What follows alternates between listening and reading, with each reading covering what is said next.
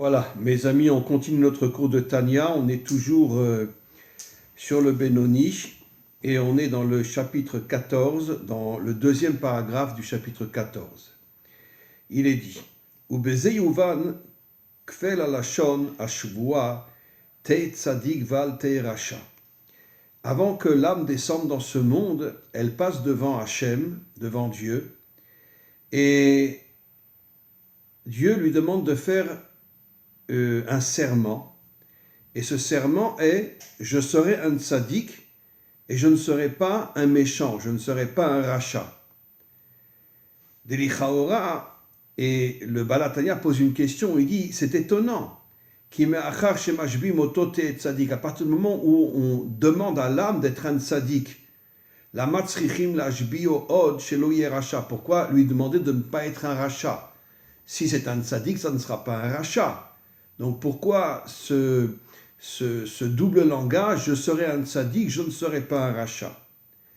Alors le Baal HaTanya répond, Ela mishum she'en kol adam zoche liot tzaddik. Évidemment, la grande majorité des hommes ne sont pas des tzaddikim. Encore une fois, qu'est-ce que c'est le tzaddik authentique? C'est un homme qui ne faute pas, qui ne tombe pas, mais qui est en même temps un homme relié à une spiritualité authentique, mais en même temps un homme d'action. C'est pour ça que le seul qui est appelé tzaddik dans la Torah, c'est Yosef. Yosef qui était totalement, complètement lié à Dieu, mais en même temps un homme d'action pratiquement toute sa vie. Il a dirigé l'Égypte pendant 80 années et d'autres choses encore. Ve'en le'adam mishpat ha'bechira. En vérité, c'est très dur pour un homme d'avoir le libre arbitre. L'homme a été créé pour avoir le libre arbitre. Mais on vit dans un monde où il y a tellement de pièges, tellement d'impuretés, tellement de tentations, tellement de séduction, tellement de corruption, que finalement l'homme perd son libre arbitre, comme le dit le Baal HaTanya. Ve'en le'adam mishpat ha'bechira. C'est très dur pour un homme d'avoir la liberté de choisir entre le mal et le bien. Et d'être complètement connecté à Dieu. Be'emet, avec sincérité, avec authenticité. Et que l'homme déteste le mal. Et donc, c'est quelque chose qui est très difficile. Quand un homme est investi dans ce monde, surtout dans le monde d'aujourd'hui, avec toutes les tentations, avec toute la corruption qu'il y a dans ce monde, comment voulez-vous qu'un homme ne tombe pas? C'est pour ça qu'on le fait jurer une deuxième fois. Al te'e racha, ne sois pas un rachat, c'est-à-dire שבזה משפט הבחירה והרשות נתונה לכל אדם למשול ברוח תאוותו שבליבו ולרבוש יצחו שלא יהיה רשע. C'est-à-dire, on te souhaite d'être un tzaddik. Mais si tu n'es pas un tzaddik, alors ne sois pas non plus un rachat. C'est ça le jugement. Essaye d'être un tzaddik. Mais si tu n'arrives pas à être un tzaddik, ne tombe pas complètement comme un méchant, comme un rachat. Essaye de rester Benoni. C'est-à-dire, c'est ce qu'il explique, Limshol beruach ta'avato, essaye de dominer toutes tes tentations qui sont dans ton cœur. L'irbosh yitzro, essaye d'être plus fort que le mauvais penchant. Chez lo yeracha, pour que tu ne sois pas un méchant. Afilusha achat, même un minuscule moment, ne tombe pas. Ça veut dire qu'en vérité, le Benoni n'est pas un tzaddik, mais ce n'est pas non plus un rachat. Kol yamav bein bechinat sur mira, essaye toute ta vie de t'écarter du mal. Ve'aseh tov, essaye de faire le bien, même si tu n'es pas un tzaddik. Ve'en tov et la Torah, le vrai tov, c'est d'étudier la Torah. Talmud Torah shekeneged kulam, comme disent nos maîtres, que celui qui tous les jours étudie la Torah l'amène à des niveaux inimaginables, même si ça ne sera pas un tzaddik, parce que bon, c'est quelqu'un qui malgré tout dans son cœur a des tentations, a des faiblesses, mais il ne passera pas dans l'action de ces tentations et de ces faiblesses. Les faiblesses, les tentations, la corruption restent dans son cœur, mais dans l'action réellement, il ne tombera pas. Et donc ça ne sera pas un rachat, ça ne sera pas un homme méchant. Ar afal piken, tsarir likvoa lo etim gam ken lashit etzot benafsho liot moesbera. Un homme doit essayer de consacrer un petit moment tous les jours afin de se poser, de réfléchir, de réveiller sa conscience afin de ne pas tomber dans le mal. Comme il est dit, Isha Chamat Meleat Soa, comme il est dit que ce monde est rempli de tsoa, rempli d'excréments. Comme ça, nos maîtres nous disent que ce monde est un monde d'excréments, parce que quand un homme faute dans la débauche ou faute dans la corruption, ben c'est comme s'il tombait dans la miel. Je ne dis pas le véritable mot, mais c'est comme s'il tombait dans la miel. C'est ce que nos maîtres ont le courage de dire, que ce monde est un monde de miel. Pas le miel des abeilles, le miel, vous m'avez compris, Tsoa, ça veut dire des excréments. C'est un monde d'excréments, ce monde. Et donc, c'est pour ça que l'homme doit essayer, chaque jour, de réfléchir un petit moment pour se préserver, de ne pas tomber dans tous les excréments de ce monde. Vechen kol mine matamim ou ma'adanim na'asim kar. Et c'est pour ça que ce monde est rempli de séduction, rempli de tentations, afin de faire tomber l'homme. Vechen kol ta'anuge olamazé, et tous les plaisirs de ce monde. Achacham roé, l'homme qui a vraiment une véritable sagesse, il comprend que tous les plaisirs de ce monde sont là pour le faire tomber et pour le pourrir. Chez Sofan Lirkov, pour le pourrir complètement, au point que ça ne deviendra plus un homme, ça sera un animal. Ou liot rama ve'eshpa, afin de le faire tomber dans la poubelle remplie d'excréments. Ve'aefer, mais comment l'homme doit réagir par rapport à tous ces excréments qui sont dans le monde? Leitaneg ou l'ismoar bachem, se réjouir avec Dieu. Aliedei bonenut begadlut Hashem, grâce au fait que tous les jours il prend un temps pour réfléchir sur la grandeur de Dieu, sur l'action de Dieu, cette connexion avec Dieu, kefi echolto, chacun selon ses possibilités, af sheyodea benafsho shelo yagia le madrigazu, même si l'homme Benoni sait qu'il n'arrivera pas au niveau du tzaddik, même s'il a des tentations et des séductions dans son cœur, mais au moins, et c'est la raison pour laquelle on l'appelle Benoni, il ne tombera pas dans l'action mauvaise. Chez Loyagia le Madrigazu, il ne tombera pas dans la faute. Behemet le Amito, qui imbedimionot, c'est sûr qu'il est rempli de mauvaises pensées, rempli de tentations, mais ces mauvaises pensées, ces tentations ne tomberont pas dans l'action véritablement. Afalpiken, ou Yaase, et shelo, l'homme doit absolument s'écarter du mal, les kayem et tashvoa, accomplir le serment que son âme fait avant de descendre dans ce monde. J'essayerai d'être un tzaddik, mais si est sûr, je ne serai pas un méchant. Chez Mashbiim, comme on vient de le voir, te'et tzaddik, essaye d'être un tzaddik et ne sois pas un méchant. Ve'od, chez Ergel al kol davar shilton venase teva sheni. Quand un homme arrive à être un Benoni, en vérité c'est un homme bien. Dieu ne tient pas compte de toutes les mauvaises pensées ou toutes les tentations qu'il a dans son cœur, parce que ce que Dieu regarde, c'est l'action. Tu n'es pas tombé dans le mal. Alors bon, je comprends, tu n'es pas un tzaddik, je comprends que toutes les séductions et toutes les tentations de ce monde rentrent dans ton cœur et d'une certaine manière abîment ton cœur. Mais moi, ce que je regarde, dit Dieu, c'est ton action. Tu n'es pas tombé dans le mal, pour moi tu es un homme bien. Ou que chez Yargil, Limos et Tara, quand un homme s'habitue à refuser de faire le mal, à ce moment-là, chez Yargil, Ismoar Nafsho Bachem, et quand il essaye de se réjouir avec Dieu, Aliedei Bodenut, quand il réfléchit sur la grandeur de Dieu et sur les actions de Dieu, à ce moment-là, Are Beiteruta Diltata Iteruta Deleila, grâce à sa compréhension de la grandeur de Dieu, il arrive à s'élever et à monter plus encore.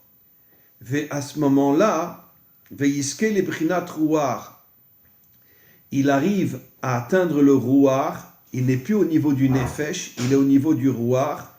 Et le rouar, comme on le sait, c'est Yosef Hatzadik.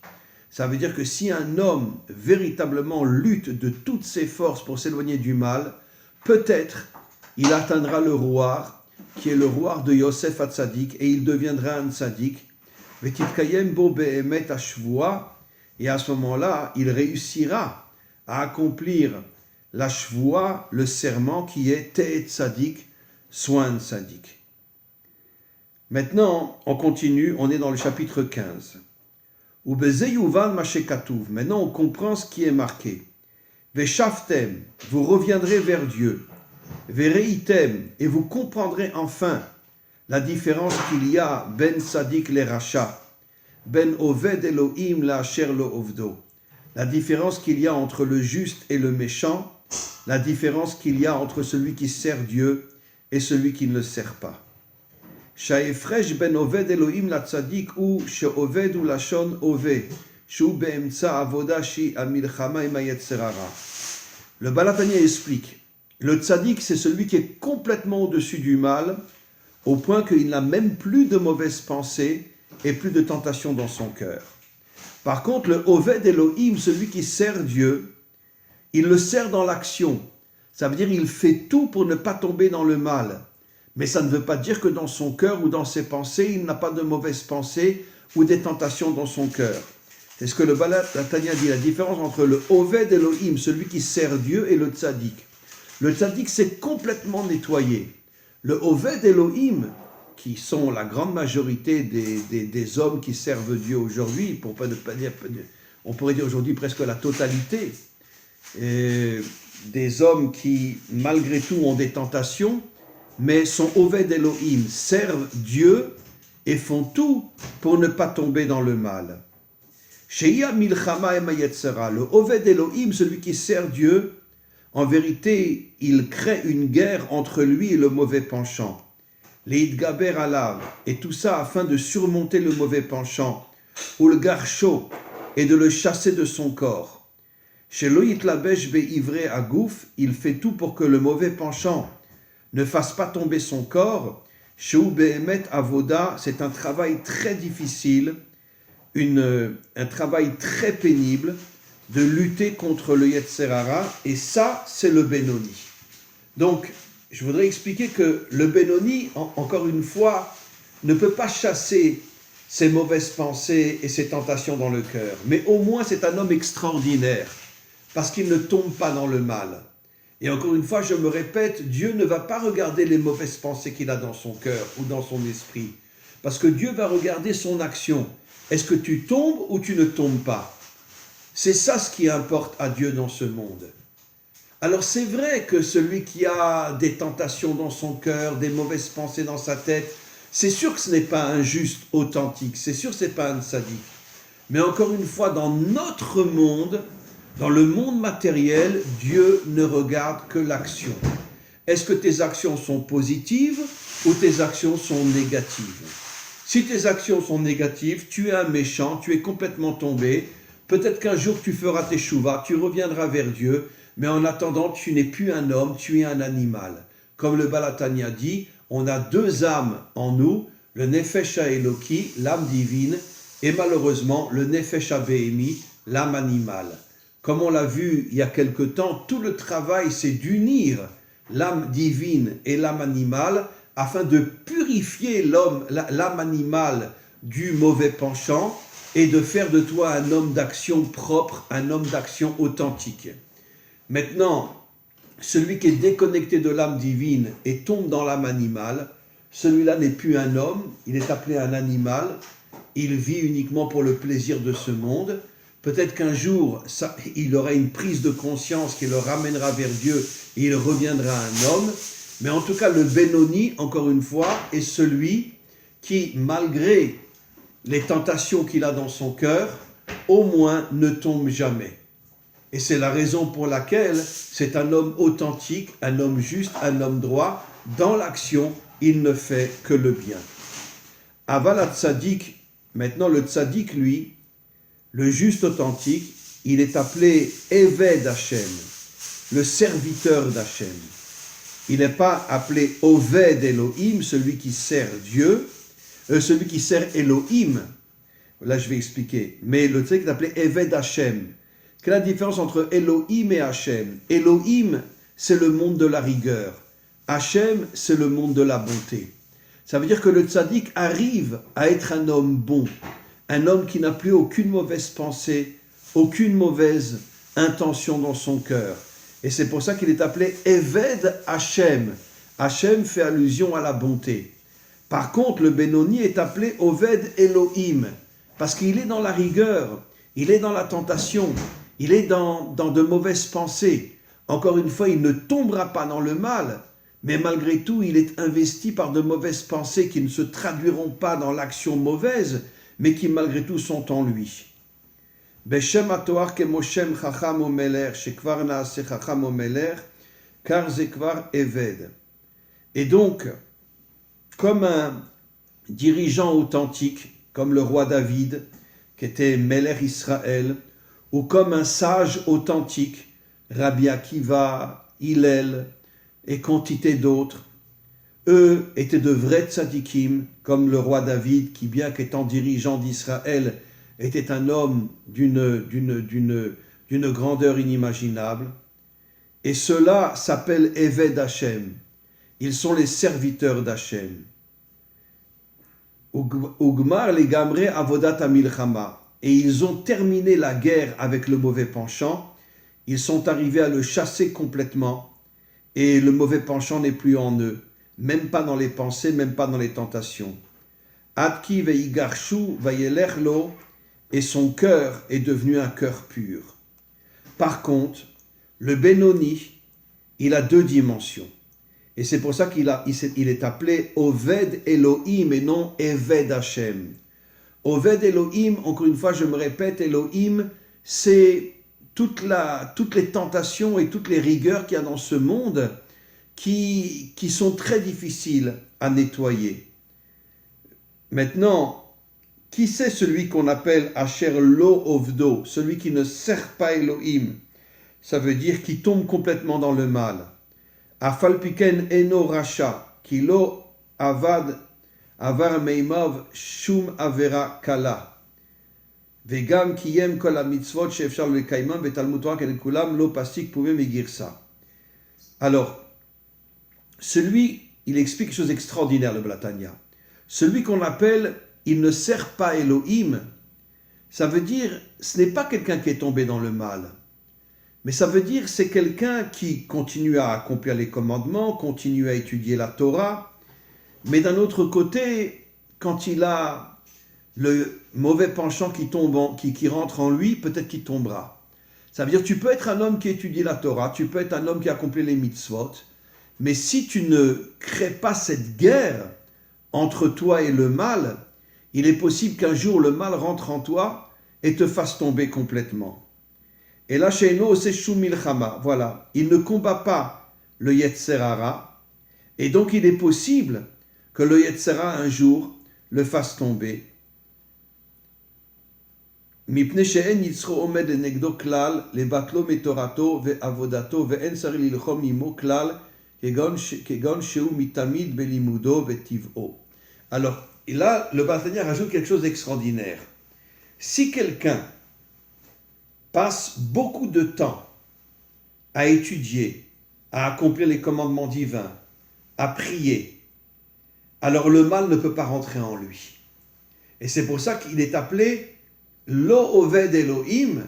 Ça veut dire qu'il n'a pas besoin de faire la guerre contre le Yetzer Hara, parce que comme c'est un homme qui est très spirituel, je ne dis pas que c'est forcément un tzaddik, un juste, mais comme c'est un homme qui est très spirituel, dans le sens qu'il étudie beaucoup la Torah, il accomplit les commandements, il prie, il vit d'une manière beaucoup plus spirituelle que matérielle, à ce moment-là, dit le Balatania, le mal ne peut pas rentrer en lui.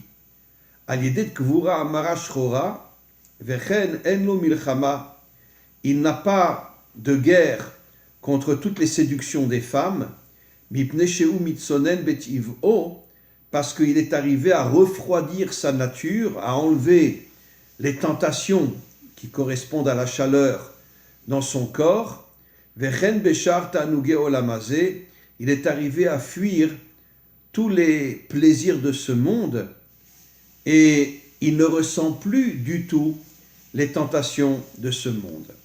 Alors, je voudrais expliquer de quoi il s'agit avant de terminer. En vérité, on a vu, celui qui est Oved Elohim, on va dire que c'est un homme qui est réellement dans ce monde. Et comme il est vraiment dans ce monde et qu'il est confronté à des tentations, à des séductions, à des corruptions, il a besoin d'être Oved Elohim, il a besoin de servir Dieu pour ne pas tomber dans le mal. Mais par contre, celui qu'on appelle le Oved Elohim, c'est pas négatif, comme le dit le Baal HaTanya. Ça veut dire que c'est quelqu'un qui, par exemple, comme on le voit en Israël, il y a beaucoup de gens qui étudient pratiquement toute la journée dans les yeshivot, dans le kollel. Si ce sont des gens mariés, c'est un kollel. Si ce sont des jeunes, c'est dans une yeshiva. Et donc, ils n'ont pas de contact avec le monde matériel parce qu'ils choisissent un quartier où il n'y a que des religieux, ou une ville où il n'y a que des religieux comme Bnei Brak ou d'autres endroits, ou à Jérusalem, il y a des quartiers extrêmement orthodoxes.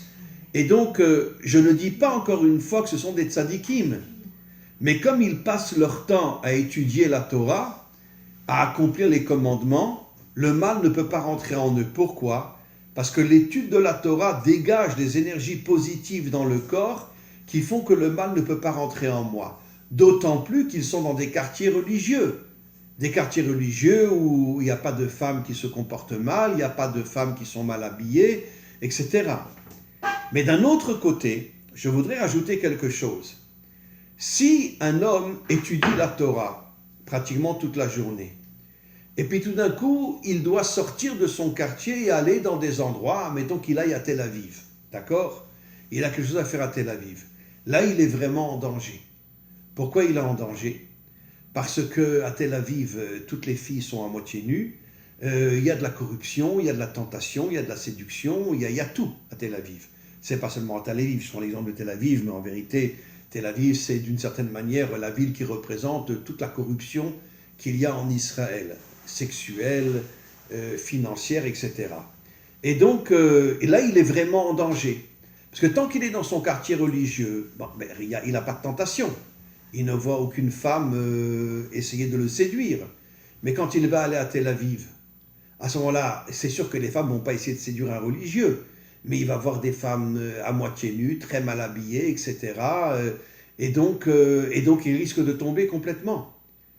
C'est pour ça que finalement, le mieux vaut être Oved Elohim, quelqu'un qui constamment se bat contre le mal, plutôt que de quelqu'un qui n'a plus besoin de se battre contre le mal parce qu'il est dans un quartier religieux, mais s'il sort de ce quartier, il risque de tomber complètement. Donc je voudrais faire un résumé. La différence qu'il y a entre, encore une fois, le Oved Elohim et le Lo Oved Elohim, celui qui ne se bat pas contre le mal. Le Oved Elohim est un homme authentique, parce que le Oved Elohim, lui, est constamment en guerre contre le Yetzer Hara. C'est un homme, encore une fois, qui est dans le monde matériel et qui connaît tous les dangers de ce monde matériel, et c'est pour ça qu'il se connecte à Dieu de toutes ses forces pour empêcher le mal de le faire tomber. Mais d'un autre côté, je l'ai souvent expliqué dans mes cours, celui qui ne vit que dans un quartier religieux. Alors c'est sûr que tant qu'il est dans ce quartier religieux et qu'il étudie la Torah, etc., il n'a aucun risque de tomber. Mais si un jour il est convoqué dans une autre ville, si un jour il est convoqué dans un endroit où les hommes et les femmes se comportent d'une manière monstrueuse, comment il va tenir ? Puisqu'il ne s'est jamais battu. C'est pour ça que je dis toujours que l'homme authentique est un homme d'action. Un homme qui a le courage de rentrer dans ce monde, de subir toutes les tentations de ce monde et de ne pas tomber. L'exemple le plus extraordinaire, c'est, je l'ai déjà dit, Yosef. Yosef a dirigé l'Égypte pendant 80 années. Il a commencé à l'âge de 30 ans. Et Yosef était un homme d'une beauté inimaginable. À chaque fois qu'il sortait, toutes les Égyptiennes lui couraient derrière, lui jetaient de l'argent et lui disaient « Viens chez moi, viens chez moi ». Alors que la plupart étaient mariés, etc. Mais c'était complètement folle.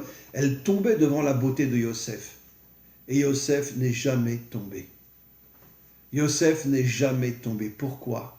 Bon, c'est sûr que lui était injuste, c'est le seul qui est appelé injuste. Mais d'un autre côté, celui qui fait la milchama, celui qui se bat contre le Yetzer Hara, lui aussi, même s'il n'est pas injuste, ne tombera pas. Par contre, encore une fois, celui qui ne vit que dans un quartier religieux et doit des fois sortir de ce quartier pour se retrouver dans un monde complètement pervers, il est possible que lui tombera. Donc, encore une fois, mieux vaut être quelqu'un qui se bat contre le mauvais penchant plutôt que de quelqu'un qui fuit le mal, qui se réfugie finalement dans une illusion qui est le monde religieux, mais si un jour il doit sortir, va savoir s'il ne tombera pas. Voilà mes amis, un très très très bon cours. Merci au Balatania, merci beaucoup. Et je reprendrai la semaine prochaine parce que, bon, comme vous le savez tous, vous l'avez vu sur mon site, je pars cette nuit, je pars à Bruxelles pour un séminaire jeudi, vendredi, samedi, dimanche. Je reviendrai lundi, donc je vais faire un séminaire à Bruxelles. Vous avez tous vu sur mon site le papier donc, qui demande à ce qu'on y aille. Donc je n'ai pu faire qu'un cours de Tania cette semaine, mais la semaine prochaine, on reprend bien sûr tous nos cours. Merci à vous tous et à vous toutes, et à très très bientôt.